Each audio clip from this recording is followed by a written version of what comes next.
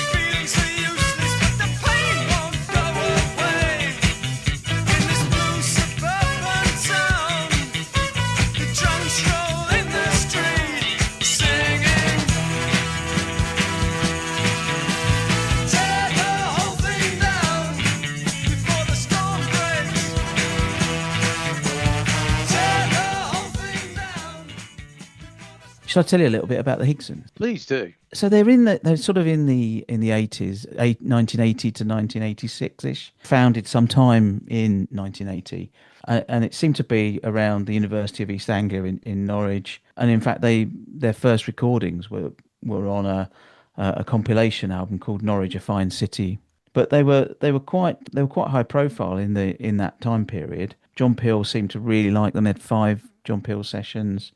Wow. And I know. And to sort of give you an indication of who they are, they're sort of this I don't know, this blend of high energy funk.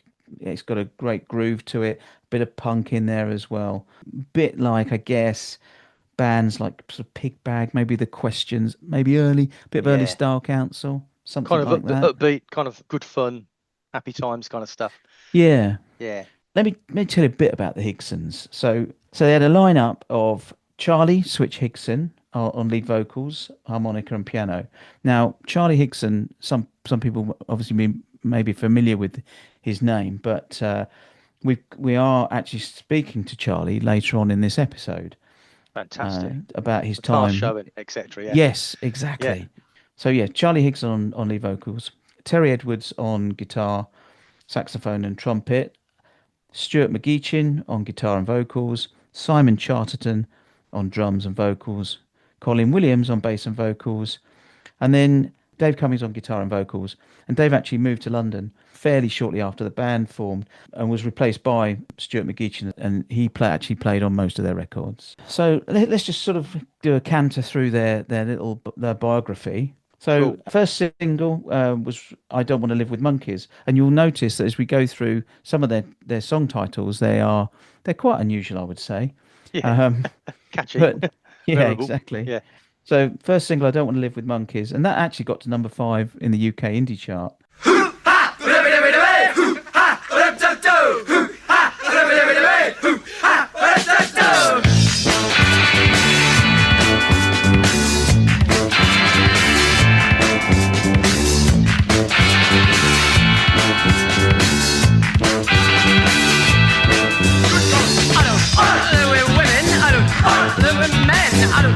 Live with anybody. I'm gonna live on the moon. Say I don't want to live with dogs. I don't want to live with cats. I don't want to live with monkeys. I don't want to live with you.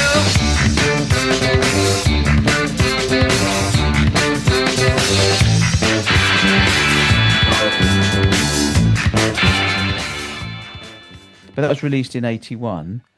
And interestingly, up here, there's a nice link here between the Higsons and Screen 3. That was Right. released on the Romans in Britain label. Oh, right, yeah, same label. Yeah. And they were the label that released New Blood and European Journey from Screen 3. Yeah, brilliant. And Charlie actually says that, we were often accused of trying to be like the English Talking Heads. And although they denied that, I think they were actually trying to be like that. So Yeah, just, no, we definitely weren't them. Yeah, but actually we are trying to, really. yeah, and they were quite prolific in their singles. So they released 2 singles in 81, Got to Let This Heat Out and The Lost and the Lonely.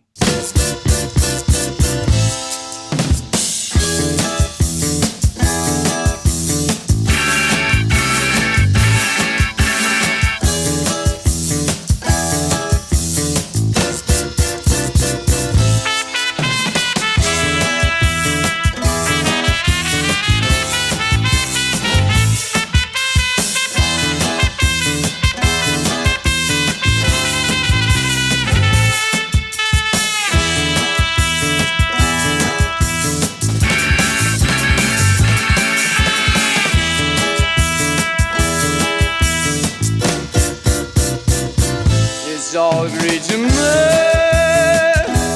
lost and lonely. If I were friends, let's be friends. Just say pas pourquoi. I'm funny that way.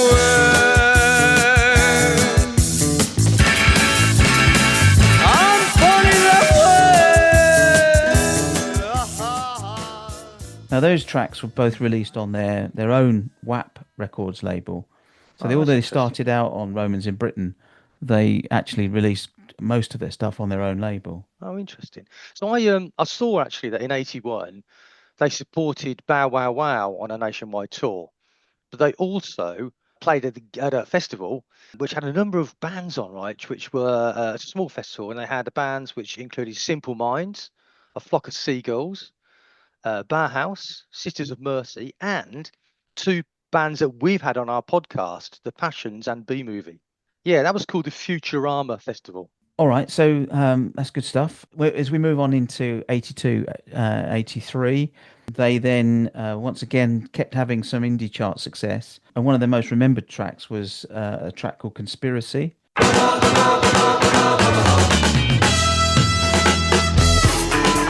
only one thing I want to say to you. Who wrote the Bible? Monkey, take the Bible. Who wants Albania? The Western Wall wants Albania. Who shot Ronnie Reagan? Rule me out. I was at the Congo. Who stole my bongos? Did you steal my bongos? Who stole my bongos? Did you steal my bongos? Who stole my bongos? Did you steal my bongos? Who stole my bongos? Did you steal my bongos? That was released in 82. As I say, that got to number 5 in the indie chart. Is that about having the bongos stolen? Yeah, song? that's the one. Yeah, who Yeah. stole my bongos? Did you Yeah. steal my bongos? Yeah.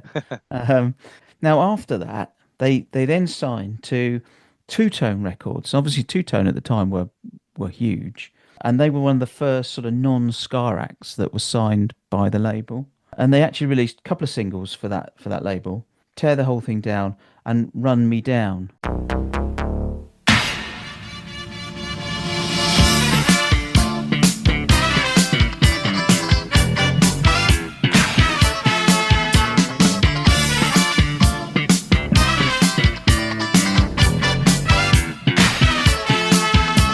You came around the corner in your big black car, and the light danced on your windscreen, blind behind your huge dark glasses.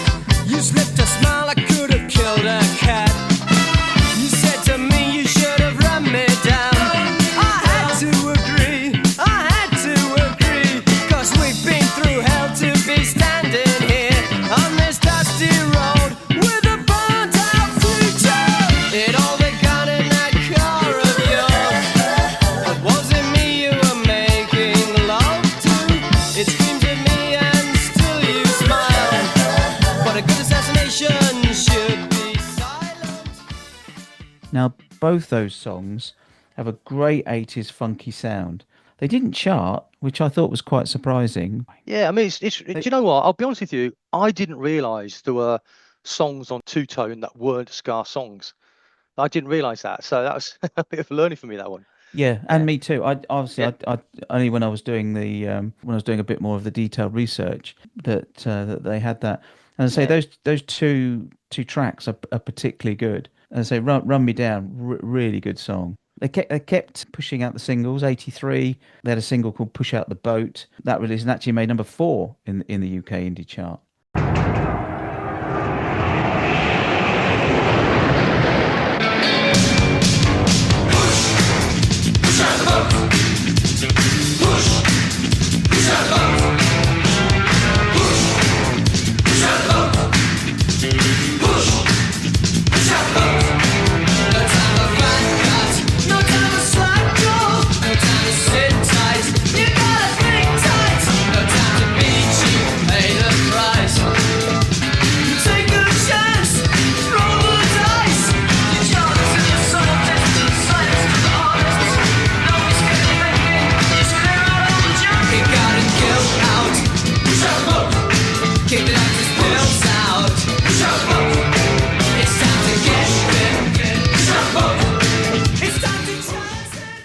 Well, actually, also in '83, I noticed when I looked at the gigs history that they played a gig with. Now, we talked about Norwich producing some good bands. Obviously, Screen 3, when obviously talking to the Higsons today. The other band of note, probably of that era, would have been the Farmers Boys, and they actually played with the Farmers Boys. In fact, the Farmers Boys supported them. So that's another interesting sort of link there to the whole Norwich sound. Yeah, brilliant. They actually did. BBC Radio 1 did an in concert with the Higsons and the Farmers Boys. So, Oh, right. Wow. yeah. So that was in September '83. We then sort of move on to '84 when they'd finished their sort of obviously their contract with Two Tone, and they released their sort of one and only studio album called The Curse of the Higsons, and that was released on Upright Records in '84. And I guess one of the songs of note was their cover of Music to Watch Girls By, which actually reached number 83 in the UK singles charts.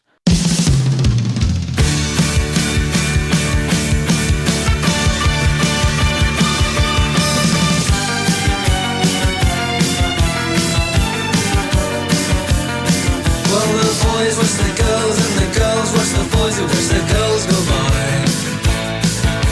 Eye to eye, they only convene to make a scene. Which is the name of the game? What's the guy, what's the dame on any street in town? Up and down, and over and across, romantic box. Guys talk, girls talk, it happens everywhere. Eyes watch, girls walk, with tender loving care. It's keeping track of the back, watching them, watching back that makes the world go round. Watch that sound, each time you hear a loud collective sigh. They're making music to watch girls by. And on the B-side, there was a really sort of electronic version of the track called Music to Watch Boys By.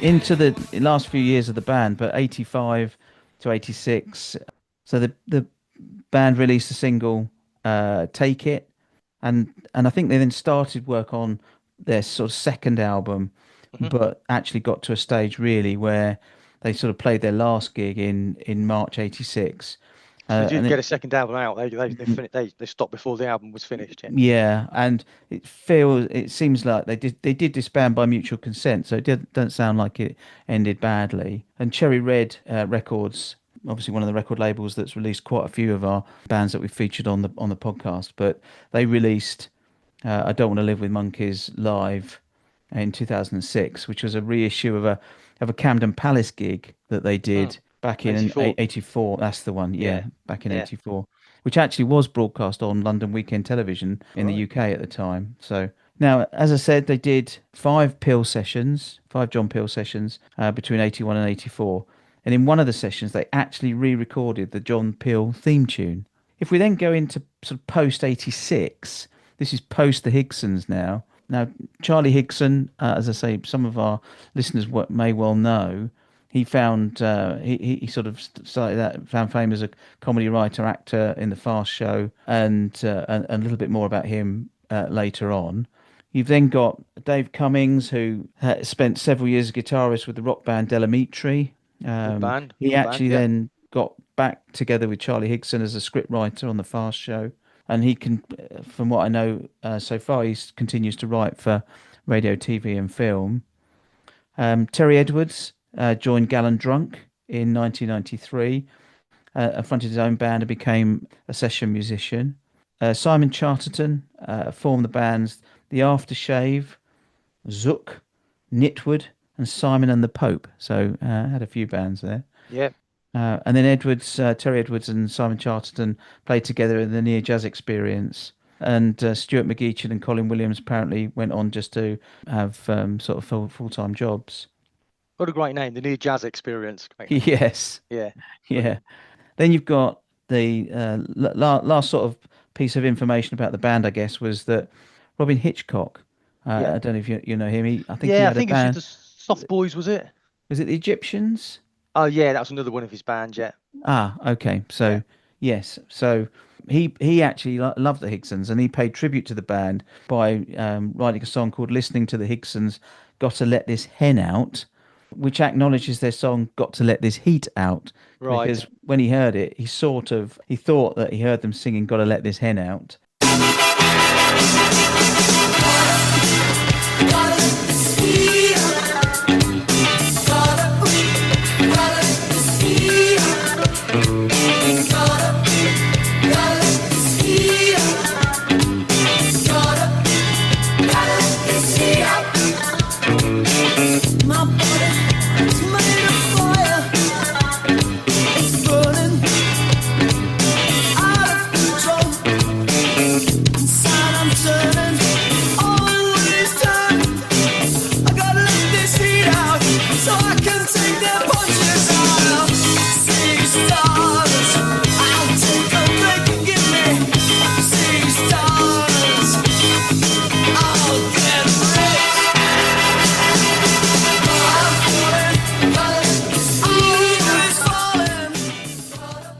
And he used the mishearing of that title on his live album.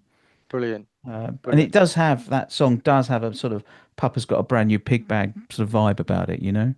Yes. Okay, just let's as I say, we are going to talk to Charlie in a short while. So I just thought it might be worth just doing a quick run through of what Charlie's done. I'm not sure Yeah. I can do justice to all of it, to be honest with you. I mean, he's. I mean, as far as I know, he's prolific as a writer, and on writing, normal stuff and comedy stuff as well. He's done more stuff than most people would realise, I guess. Yeah, he started writing for Harry Enfield and Paul Whitehouse, and performing comedy. Obviously, he was one of the main writers and performers of the BBC Two sketch show, The Fast Show, Brilliant. which ran sort of like mid-90s to 2000. And he seemed to have worked with Paul Whitehouse quite a bit anyway, in that period. Yeah. He co-wrote the screenplay for the thriller Sweet 16 with Lisa Mayer. He worked as a producer, writer, director, and occasional guest starring in Randall and Hopkirk. He's obviously been on lots of panel shows. He's done some adaptations for TV. He then, I guess, moved on to being an author. He wrote a series of 5 books in the Young Bond sort of canon, I guess you'd call it. What, James Bond? Yeah, James Bond. Yeah, aimed at younger readers, But So perhaps, he's used that character and actually talked about James Bond when he was younger. yeah, he All right. concentrated on the James Bond school days at Eton, and the first book was called Silverfin, and then in 2005, and then ended by Royal Command in 2008. Wow. So, and interesting enough, Higson had been at school with Jonathan Evans, the former director of MI5. Oh, wow. So nice little Yes, he's got link that kind of there. whether being at school he'd know much about the spy world, but yeah, obviously it's a bit of an inspiration, I guess. But he's written some horror books as well. He wrote a fighting fantasy game book, and then right through to May 2023, he released his first, I guess you'd call it, adult Bond book on His Majesty's Secret Service, and that was to mark the coronation of King Charles III, and also to support the National Literacy Trust.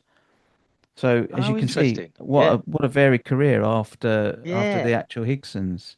Okay, so that's sort of, I know that's a bit of a run through of the band and Charlie, but why don't we have a chat with him now and see what the story is behind the headlines. So Charlie, welcome to the podcast. That's lovely to be here.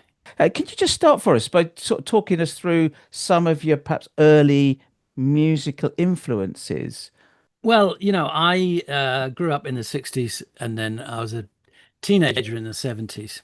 So, that I was surrounded by that sort of first great flowering of, I guess broadly call it pop music, pop, rock, whatever. So that was just surrounding me. So it was always there. I was never particularly into sort of mainstream pop and rock when I was young. I was a slightly snobbish boy, and I got into sort of classical music and jazz and what is now called world music. But and I suppose the first music that I listened to a lot of sort of R&B. I played the piano a bit. I used to like a lot of sort of blues piano and boogie woogie and that kind of stuff. But I was kind of at the exact right age when punk came along to get into that. That seemed to be something that was speaking to me, as it were, and I was the right age for it, as I say. So that was the first music I sort of actively embraced on that front. And then since then I've gone in all directions. But yeah, that's probably brief summation. Fantastic. So you started the band at UEA, obviously University of East Anglia. Yeah. So how tell us about the start of the band, how it came together. Well, originally I went to the University of East Anglia in Norwich in 1977, which I guess was the sort of peak of punk. So I had short hair and straight jeans, so I sort of sought out anyone else at the university who had short hair and straight jeans, and formed a punk band. Back then, if you wanted to arse about and try and impress your mates and get off with girls, you formed a band. This was before the birth of alternative comedy or other sort of means of getting on stage and entertaining people. So yeah, the thing to do is form a punk band, and I formed a band. We formed a band called the Right Hand Lovers with Paul Whitehouse, who had short hair and straight trousers, a guy called Terry Edwards, who is still very active in the music. No, he wasn't in that band, but he did work with us. Yeah, a guy called Dave Cummings, who went on to he was a commotion for Lloyd Cole for a while, and then he was in Delamitri for a while. So we got together and formed a punk band, but most of the rest of the band were thrown out of university, so we didn't last more than a few months. But it was good fun, and I really enjoyed it. I liked the immediacy of doing music and live music, where you can write something, you get out there and you're playing it directly to people and getting a response back very quickly. So were you playing like in the lower common room, or they call the LCR at the university? We didn't. The punk band didn't play much at university because the what was great about being at UEA was that it had a professional entertainment officer. Most universities, the ENTS space was it was a student, and they would be voted, and they'd last usually about a year, and then someone else get voted in. So it's very hard to develop any kind of relationship with the wider music industry. But UEA had a professional ENTS officer, Nick Rains. He had great music contacts. So all the bands of a certain size would play at UEA, but he never liked us really. So but we played a lot in town because, there were a lot of locals who were getting into punk and forming punk bands. So we sort of developed quite a good scene in the town. So, but then, as I say, that band folded and sort of punk slightly moved on. So out of just the come back remains, to that yeah, band. Sorry, just to interrupt. Yeah. So in the band, you mentioned Paul. Yeah. What was his role? Did he do any singing in the band? Well, he was a guitarist. He's a very good guitarist. Yeah. He'd been very into music in the 70s, and he had a long curly perm, and he liked heavy rock and electric guitar and whatever, and also all the sort of, David Bowie and glam and all of that. So yeah, but he would sing backing vocals. But I was a singer in the band as I was in the Higsons. Brilliant. The only reason I asked that was because we did a previous podcast with a band called That Petrol Emotion. And Yes. Paul actually auditioned to be the singer on it. He did, yes. Because So that's why I was kind of interested in the link there. Yeah, no, he later on had a band in London with Dave called Bonsai Forest. And, Right. But it's interesting, Paul. He's very outgoing, extrovert, loud. He likes to be centre of attention. But on stage, he was always a tiny bit reticent. I think he preferred to have someone as a front man rather than him. That makes sense. And that was you.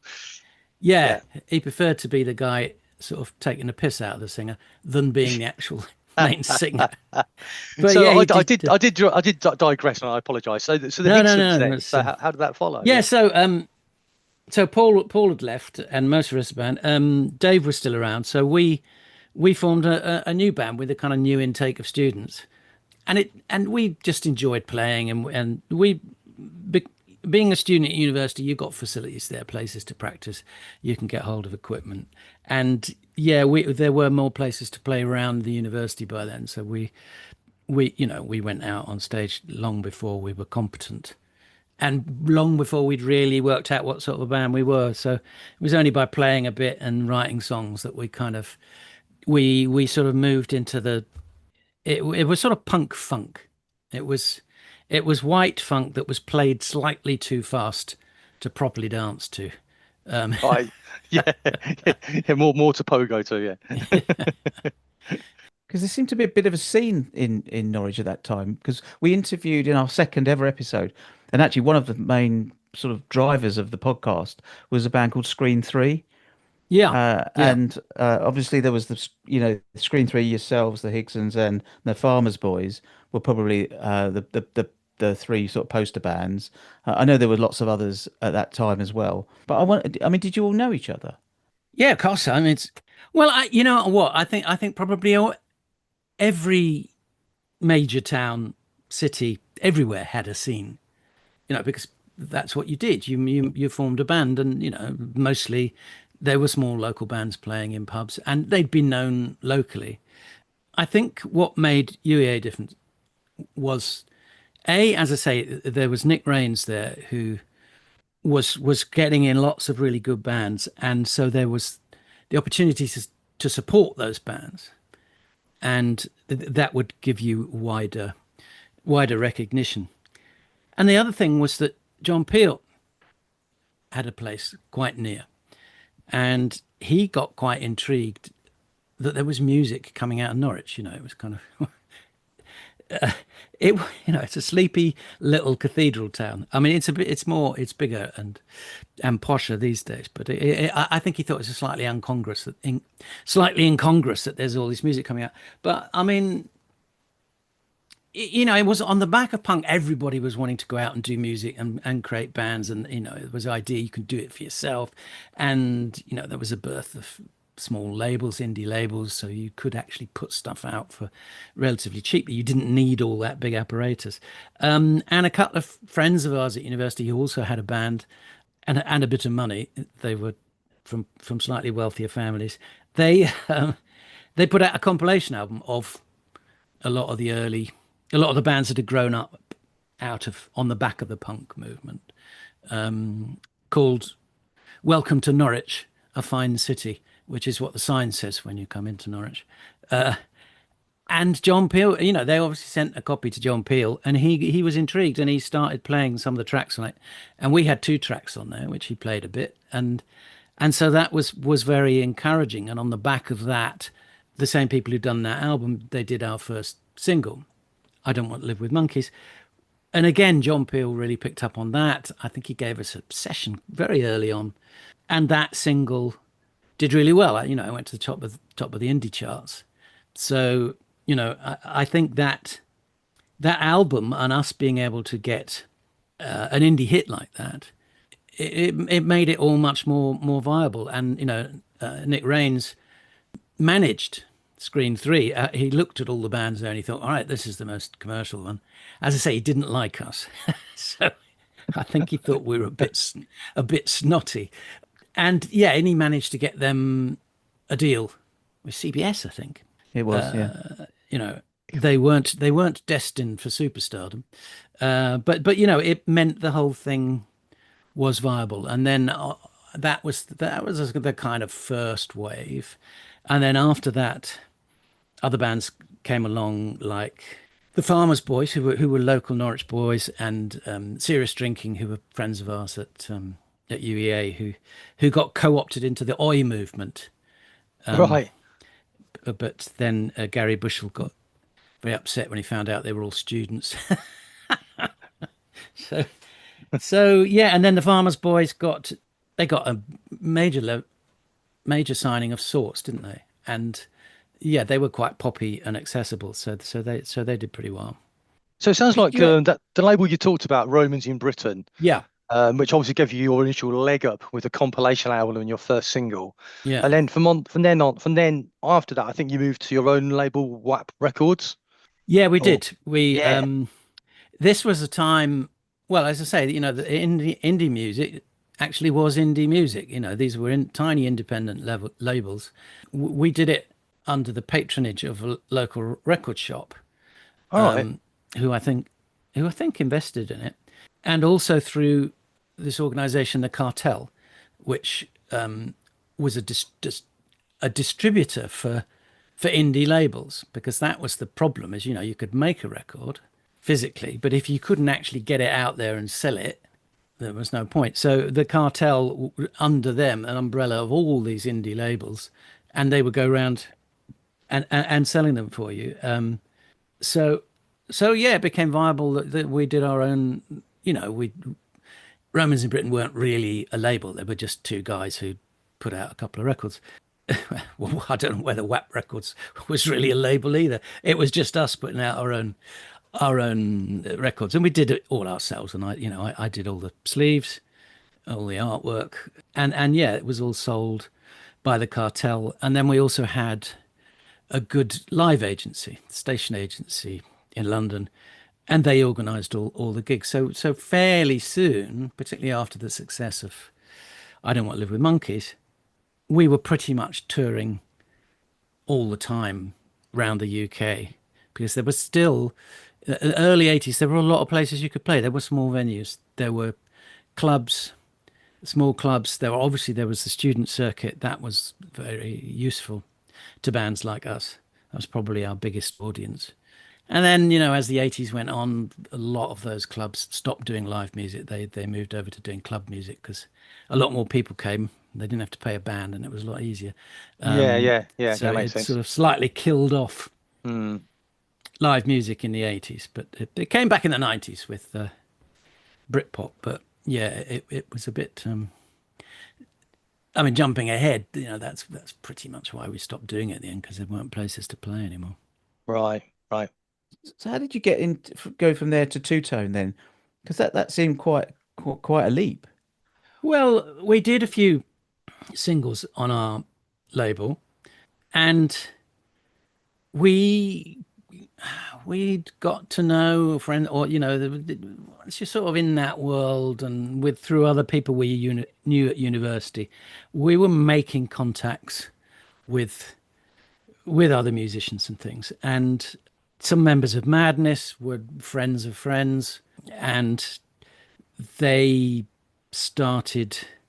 Well, Bedders for Madness got quite involved with serious drinking. He produced their first album. He was quite involved with the band that Paul and Dave formed in London, the Bonsai Forest. So there were all these connections, and we'd be playing gigs and we'd meet these people. And Two Tone realised that the ska, the two tone movement was coming to an end. These things, they come up, they get really big, and then one or two bands like Madness can capitalize on it and carry on, but otherwise young people go on to something else. It was whether there was mod, and then the club scene, I suppose. So they were thinking, Two Tone were thinking, well, let's try and diversify, let's not just do this narrow ska music. And so they signed up, I can't remember, 2 or 3 kind of, it was still sort of in that dance area, in the sort of medium-sized clubs, medium-sized venues, audiences who came along wanting to dance and had that sort of energy of Two Tone, which was a sort of punky ska, and we were doing a sort of punky funk. And Jerry Dammers liked us and liked some of our music, and he said, do you want to, we'd like to sign you and put out a couple of records. And we thought, well, that was great. We don't have to do it ourselves anymore. And obviously Two Tone is a great label to be on. Absolutely. And he chose what would be the first single, and he produced it. And in the end, we only did 2 singles. I think we were kind of the final nail in the coffin of Two Tone. So did you think that was going to be actually a launch of the band going on to Two Tone? Did you feel that would give you more profile? Yeah, obviously. Every band that forms thinks they're going to be huge. Back then, it was thinks they're going to be on top of the pops, and on Radio 1, they're going to be absolutely massive, and they're going to make loads of money. And only a tiny, tiny, tiny percentage ever do. So anything that looked like a step up, and obviously it was a step up. We'd been doing it on our own label, and here was Two Tone, a proper label. And so it was like, all right, finally we've made it. This will be the big time. But no, it wasn't to be. So did you have those songs ready for your first album, or who was writing them? Were you writing them? Or we were writing them all together. I would write the lyrics and the kind of the vocal line, such as they were, but the songs all just grew out of jams, really, of people bringing in little bits and pieces. Oh, I've got this idea, and you'd play around with it and see where it went. So yeah, it was a proper group, and it was a proper group dynamic. And we had loads of songs, but we didn't have, certainly when we started with the WAP label, we didn't have the money to record a whole album. We had to do it single by single and exist on what money we could make playing live and doing John Peel sessions and other Radio 1 sessions and things that we did to keep going. But it was a pretty hand-to-mouth existence. So, and in fact, our first album was financed by our live agents. They put money into that. Whether they ever got any money back, I'm not sure. So did you say that you got paid for doing Peel sessions?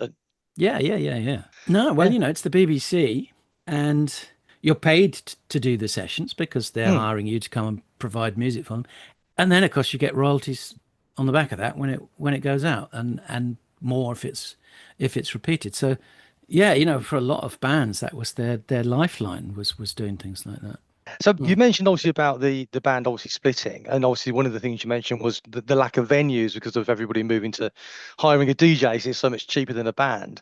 Can you tell us about the sort of how the whole thing came about, and what the conversation was and so on? Well, we never really had the conversation. We for the last year of our existence, I mean, I was in the band for about 6 years. We finally folded, I think, in 1986. And for the last year, the writing was on the wall. We weren't able to get gigs of the size we'd been doing. We weren't getting the recognition. There's a certain cycle in bands that if you don't progress to the next level, you're a bit stuffed, really. So the venues were getting smaller and less frequent. And there wasn't much money coming in. And the bass player, Colin Williams, and I had started doing decorating when we weren't on tour. This would have been from about 1984, so probably for the last 2 years of the band.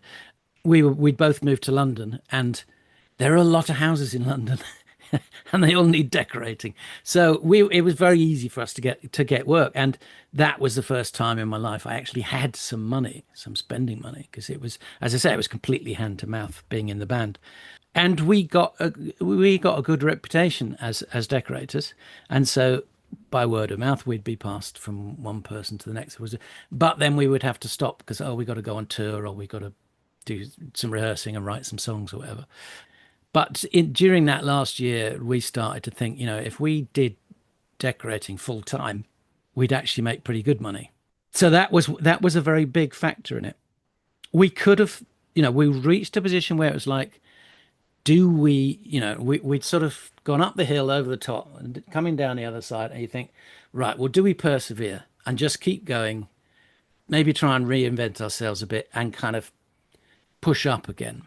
And actually bands that had been sort of on our level, some of them did, they stuck with it and became kind of, I don't know what the best way to describe it, but doing club music, something like The Farm in Liverpool. Who had been sort of fans of us. We played in Liverpool a lot. Colin was from Liverpool. He knew all the musicians there. And they'd come to a lot of our gigs, and they'd formed a band. And then they saw which way the wind was blowing and moved into doing club music, which wouldn't have been a million miles from what we were doing anyway. It would have meant embracing more kind of technology and that side of thing. But none of us really went to clubs. And none of us were really into that music. So we didn't have a crystal ball that would have told us, well, actually, maybe if you'd done this and had come up with a club anthem, you finally would have made it to Top of the Pops. And, I felt by then, I'd been doing it for 6 years, I felt I was getting a bit too old for this kind of thing. I mean, since then, age doesn't seem to be such a factor in how long you keep going in a band. But really, for me, the important thing was I didn't see myself as being a musician for the rest of my life. That wasn't what drove me. I really enjoyed performing. Right. And I loved the creative side of it. But to be a really successful singer in a sort of world-beating band, you do have to be convinced that you are God. And you have to be able to convince an audience of that. You have to be able to go on stage in a stadium like Freddie Mercury at Live Aid and put your hands together like that and have the confidence and sell that confidence to know that the whole audience will do it. Because if you start doing that and it's a bit, they're not joining in and no one else joins in, that's it. You're done for. And it's a downfall of a lot of English bands is that they go through that early thing of they're playing in the local clubs. They like that. There's a sort of, the English character is a bit more self-deprecating. You're not supposed to blow your own trumpet so much. And that's why a lot of the English bands failed in America. They didn't have that, even all American bands have that kind of showbiz thing. I mean, Dave talked about going, they played with Nirvana at some point in the 90s. Wow. And this was before they were huge. But he said, we all think of Nirvana as being grungy, and he said, but they did the full American rock star thing. They went out there and they did all that unironically. The Britons do it too ironically, and it's those few British acts who have that ability are the ones that make it big. Mick Jagger, Bono, Chris Martin, whoever. But I didn't have that, and I knew I wasn't a good enough singer to really do anything other than shout and jump around on stage, and I couldn't get away from approaching the thing slightly ironically. So I knew in my heart of hearts that I was not cut out to be a rock singer, a rock star. And I knew I never would be, and I wanted to do other things. So there were all those factors involved in it. And we just sort of realised one day that we hadn't done anything together for a long while, and we'd probably broken up. So we never had a meeting, never had a conversation about it. But, we just, until kind of after the event, when there must have been some communication saying, we're not really doing this anymore, are we? It's like, no, Dave had moved on. He Actually, when did that happen? But yeah, he did move on and got into the Commotions and then on into Dimitri. Terry went on, he's played either live or doing session work for so many different bands, and he's still doing that. Yeah, and I went full time as a decorator. So that raises a question for me. Swiss Tony. There's a wallpaper sketch. Was that inspired somewhat by your time as a decorator? Yeah, it probably was. I mean, Bob Mortimer used to write most of the really filthy Swiss Tony stuff. Oh, did he? All of those analogies, because he's, it's like, oh, cuddly Uncle Bob, but no, he's a dirty-minded little man. And yeah, when we come into doing news, we'd say, Bob, you got any good Swiss Tony analogies? So yeah, so a lot of that side of those things came from him. I can't remember the full genesis of the wallpaper sketch, but the stuff fed into it. I mean, Paul and I, because Paul by this point was doing plastering, so we did a lot of jobs together. We started doing sort of slightly small builder type jobs, completely renovating a place. We did Stephen Fry and Hugh Laurie's house, through Harry, who yeah. Because that's the thing, at a university, I met Paul there, and through other friends there, I met Vic Reeves and Harry Enfield. Neither of them were at UEA, but they had friends there. And in fact, Harry was the sort of, his best mate was Dave Cummings' brother, Ted, who became quite a big wig in the music industry. So, we knew all these people. And by the late 80s, when we were doing decorating, it was kind of like, well, this is another potential career here, is to get into comedy, which we did through Harry and through Vic Reeves. That's amazing. So the Harry character, Loads of Money, that was the plastering, wasn't it? Exactly. Yeah, well, we were living we were all squatting in Hackney. Harry moved on quite quickly, but me, Paul and Harry and Dave, and we knew a lot of these types locally, these kind of builders, decorators, people like that, who were actually making decent money by the late 80s. And, we kind of thought, what, the presentation of the working class working man on TV is a bit out of date. The sort of Dick Emery used to do sort of skinhead characters. We thought that's really, that's not like the type of people that we're meeting. They have a different worldview, and they're aspirational in a different way. And, when Paul and I were working together, we would pretend to be, it was very amusing. We would pretend to be working class builders and decorators, but we did, and so that's where the sort of we started developing that character. And Harry was also independently doing that, and we put it all together. And one of the sketches came out of me, Paul, and Colin had been decorating somewhere out in West London. There was a La Boheme was on at the Royal Opera House, and there was a live stream to Covent Garden. And I said, let's all go along to that. That will be fun. So you can see that we were quite middle-class builders, which was other characters also that Harry and Paul did, which was sort of based on ourselves, really. It was the incongruity of, here we are pretending to be labourers going off to watch opera. And we started singing, Domingo, Domingo, Domingo, who actually was singing it. And that actually became one of the early Loads of Money sketches. Was him talking about going to the opera because it was so expensive, and it was a great way to spend his money. Spend loads of money. That's brilliant.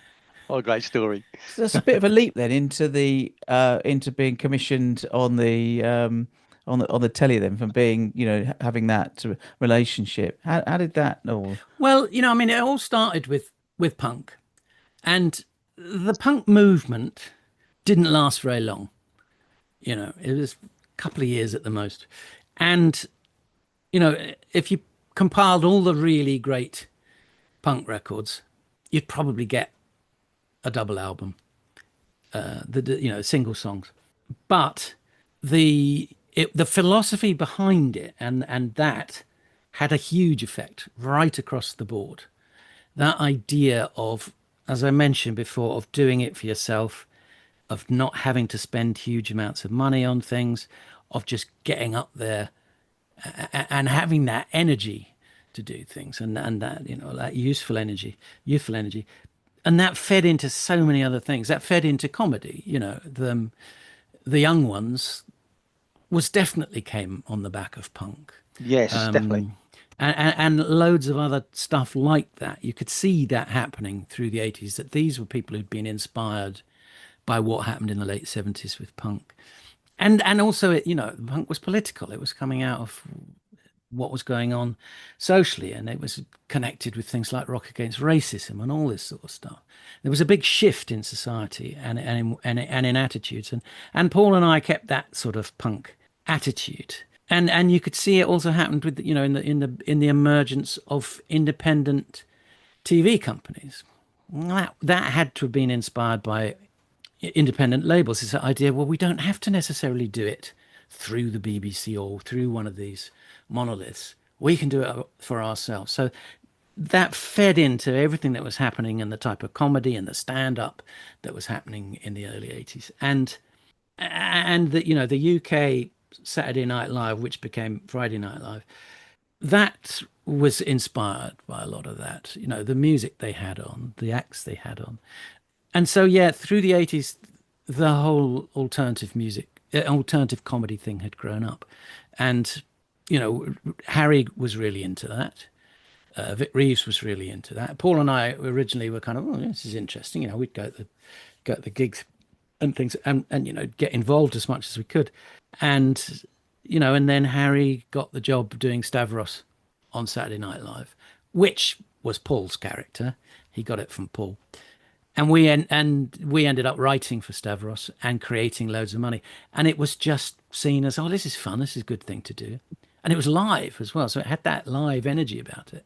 You'd go in on a Monday and say, well, we could do this, we could do that, whatever. And then by the end of the week, there Harry was. Paul and I didn't have to go on stage. Harry was performing it to the nation. So that was a fantastic energy. And as I say, it came out of so many things that had gone before, including having been in a band for that amount of time. Brilliant. So how does that then move on? You seem to, obviously you've been a front man, you then written for comedy, you've performed in comedy, you then moved into being an author. So it's just intriguing how that sort of front line, back line works. Well, if anyone ever asks me what I do, I say I'm a writer, and everything I've ever done has started with me writing something, apart from the decorating. So when I was in the band, I was writing the songs, but I was also writing novels. And then when I started doing my way into TV and TV comedy was through writing. I was writing with Paul. I mean, Paul wanted to do it, and Harry was pestering him and saying, "Paul, you got to write me some stuff, do stuff." And Paul never thought of himself as a writer. To this day, he much prefers working with someone else. He's done very little, which is just him on his own writing. But basically, I had a very early Amstrad computer, which I used as a word processor. Very clunky. But Paul said to me, look, Harry wants me to try and write some stuff, and I've got some ideas for some sketches and things, but I don't know how to write. And he said, but you've got a word processor. So shall we work together? Because we'd always made each other laugh, and we had a very similar sense of humor, but we're very different types of people. And so we tried writing some stuff, and it went very well. I was always the one sitting at the computer writing it down. He'd be wandering around throwing out ideas, and I'd be sort of structuring them and pulling them all together. And we wrote some crap to start with before we kind of hit on what it was we really liked doing and what we were good at, which was character comedy. And it grew from that. It was not a sort of plotted and planned career path. I mean, see, right from the start, I formed a punk band. It was fun. Formed another band. Some mates said, let's do a record. Made a record. John Peel liked it. Suddenly, I was a professional singer in a band for a few years. Started doing a bit of decorating. Oh, let's do that. And the comedy was the same when it started. It was like, well, that'll be a bit of fun. Let's do that and see where that goes. But the main thing for me was writing. And, in 1991, I published my first novel, and I wrote 4 crime books in the early 90s. But then when the Fast Show took over my life, I didn't have time to write novels. But actually, there's one thing I must say, because I mentioned going on Top of the Pops earlier. And, you know, this thing happened that really got the music business and show business into perspective for me. Loads of money. His screen time on TV was minuscule. We did a few, well, it was on every week. I mean, how many it would have been? 15, 20 sketches for TV. That's probably it. But the character absolutely exploded. And it sort of, the risk of sounding wanky, it sort of hit the zeitgeist. It was the right thing at the right time. It seemed to sum up a lot of what was going on in England at the time. And it became really huge. And he got offered to do a novelty single, which he still did in those days. And so we went into the recording studio with a few ideas, me, Paul, Harry, and the guy that produced it and did all the music was William Orbit, who went on to become, he was pretty big at the time, if you knew these things. Went on to be a massive producer doing, you know, the likes of Madonna or whatever. And we spent a day in the studio knocking things around. Well, I think William Orbit, he called himself Billy Beats at the time. He brought in some beats, which he sort of strung together, and we shouted a bit and did some chanting and threw some ideas out. And the thing was released. It went top 10, and there we were on Top of the Pops. Me, Paul, Harry, and William Orbit arsing about. And, you know, I'd always thought being successful in the music business is all about paying your dues. You know, you be a proper band. You play live for ages. You hone your craft. You write a lot of songs. You build up a fan base. You bring these records out. They get bigger and bigger, and then there you are on Top of the Pops. It will pay off. It's not. That's bollocks. You have got to have the right thing at the right time that someone wants and that fits in with what people want. And, you know, there I was on Top of the Pops with loads of money thinking, oh, this is how you get on Top of the Pops. You do a novelty single. How are you at looking back then, Charlie? Because obviously you're just about to go out, or I'm not sure if it started yet, but the Fast Show tour. And how do you look back at all? Do you look back, like for example, with the Higsons with fondness, or is it just a chapter in your life? No, it was a brilliant time. Yeah, and it very much was a chapter in my life, and an important one because I learned a lot from doing it, and so much stuff came out of it. I occasionally listen to the music, if the circumstances are right, but I've no regrets from doing it. It was a fantastic thing to do. I mean, there are so many people, particularly a lot of comedians who kind of wished they'd been in a rock band when they were younger, and at the drop of the hat, we'll just kind of do some dad rock somewhere. But I actually did it, you know, and had a lot of fun doing it. I lived off what we earned for 6 years. I mean, I did rely on riders and eating the sandwiches and getting the free beer. But, you know, we were constantly traveling around the UK. We did a couple of tours of Europe. We did 3 tours of America, which was fabulous. You know, I got that out of my system, that doing the rock and roll thing, you know, being on the tour bus and drinking your rider in the afternoon that you've saved from the day before. It was a great thing to do. You know, the music world, well, everything has changed so much since then. So I think we sort of caught the tail end of when it was still fun. No, I mean, it is still fun now, but when it was probably easier to do. And is there like one specific memory that sticks out for you? No, I don't think so, really. No, I don't have any amazing anecdotes other than, you know, just the whole thing of it. I mean, it was quite fun. We did support the Ramones in Chicago, so that was quite a laugh. So, you know, we had moments like that when you thought, oh yeah, you know, this is a good thing to be doing. So was there any point where, like the Ramones, they were like DG, Johnny, whatever, all Ramone? Did you ever consider naming each person in your band something Higson because you're all the Higsons? No, and there's no way the rest of the band would have wanted it. Although it was their idea. They sort of, I think they thought, it was for our first gig and we had to call ourselves something and we hadn't given it much thought at this point. And there was a slight feeling of let's just give ourselves some kind of really crap name because we're going to change it. And then someone thought, oh, well, we could we could change our name at every gig. And I think for the first gig, we were called the Higson Five. So it was a play on the Jackson Five. Yeah, very good. And then I think for our next gig, we were the Higson Experience, like the Jimi Hendrix Experience. Yeah, yeah. And the wind changed and we got stuck with it, and they were lumbered with a band called the Higsons, which is a terrible name for a band. Yeah, and you do think back, you think, I wonder if we'd had a different name, if that would have made our fortunes different, but you don't know. But yeah, I mean, over the years, because we started in music and we knew a lot of musicians, we probably had more musician friends than friends in comedy.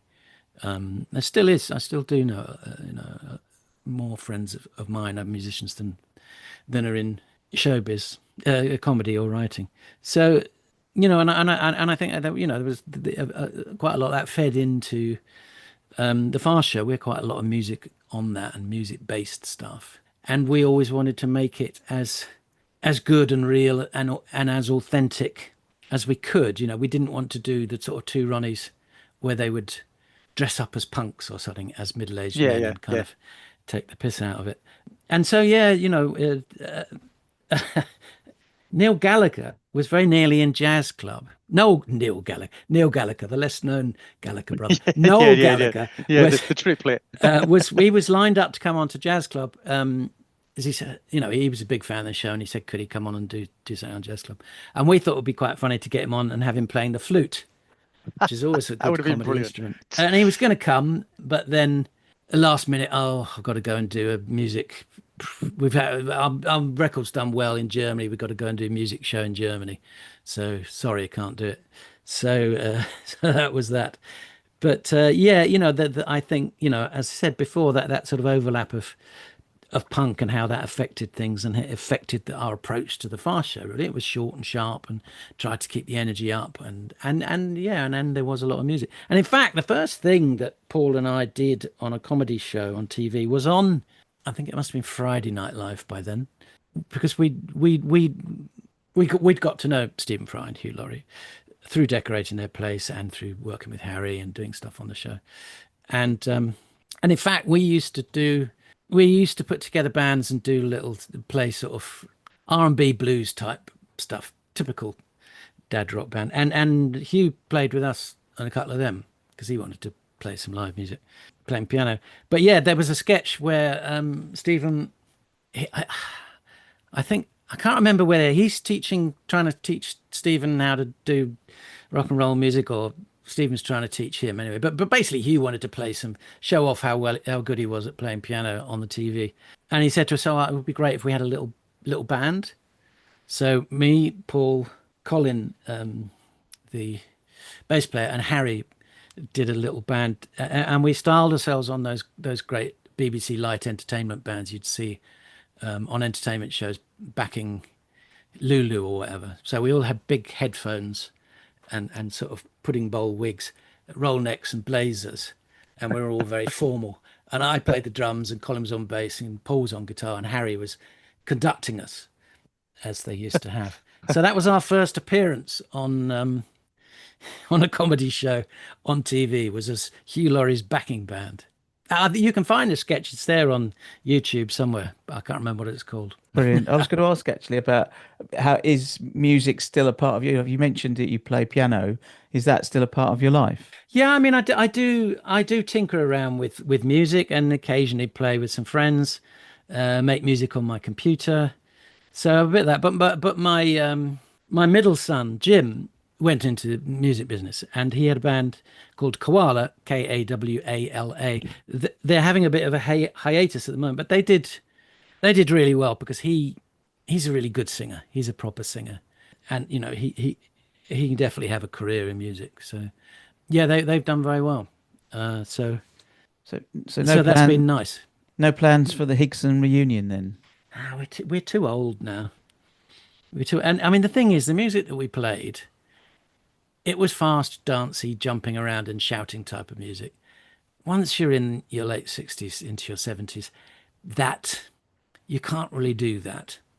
The bands that have managed to have some longevity are ones that actually wrote songs, and that you can sing, and you can do them a bit slower if you need to as you get older and change the key. But I know the Sex Pistols have done some stuff lately, but that's, or a version of the Sex Pistols. But I mean, that's heritage. They can get away with it because people will go and see them whatever they do. If you had to choose between all the genres of what you've done, what would be your sort of your choice? What in terms of what you'd Well, want? if I'm allowed to say writing, then that would be the answer. I mean, I think if I could only do one type of writing, and probably as I get older and I'm less in demand as a script writer, that's probably what will be, is just writing fiction, which I really love. Although lately I've gone into non-fiction. I have my first non-fiction book out in October, which is a history of the monarchy, of all things, called Willy Willy Harry Stee, and that is actually based on a podcast that I do called Willy Willy Harry Stee, which is it started out as a narrative history of the monarchy. I thought, well, that'd make a good little series, 50 episodes or whatever, just go through from William the Conqueror up to the present day. And I launched it for the coronation of King Charles III. It was quite a momentous event in 2023. I think I've done about 150 episodes or something. So yeah, it's been really good fun. And I got the book coming out. So I think what I have really enjoyed in my life is being able to do different things and have different careers, and to be constantly able to, I mean, it sounds poncy, self-aggrandizing to say reinvent yourself, but that's kind of what I've done. I mean, doing music, decorating, comedy sketches, and then, after the millennium, started writing for kids. So got a whole new generation of people along who didn't know me from doing any of the other stuff, who are now old enough to have children of their own. And so, people do it more and more in this modern world, is switch things and have side hustles and whatever. And it keeps things fresh, and it keeps things exciting. So you're not just doing one thing all the time. But yes, if I was forced to only do one, it would be the novel writing, and probably that's what, if I live to 90, that's what I'll be doing, sitting writing novels that Brilliant. nobody wants to read. Yeah, no, that's great. And is there plans for another Bond book? I couldn't possibly say. All right, brilliant. Okay, well, look, I think we're just about out of time. Thank you so much for joining. Oh, it's been a lot of fun. It's been really good to take a little walk down memory lane, around the Higsons. Pogo down memory lane. Yeah. Yeah. Cheers, Charlie.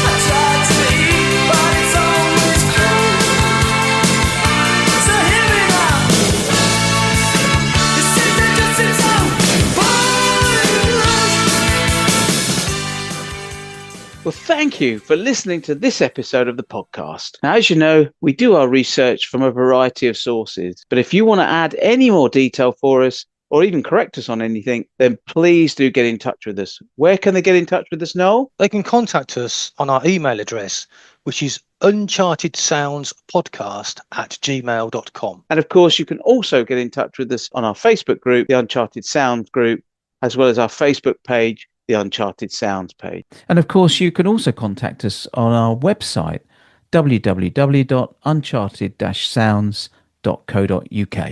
And once again, thanks to Crashland for writing the theme tune specifically for our podcast. Thanks, everybody, for listening. Thank you.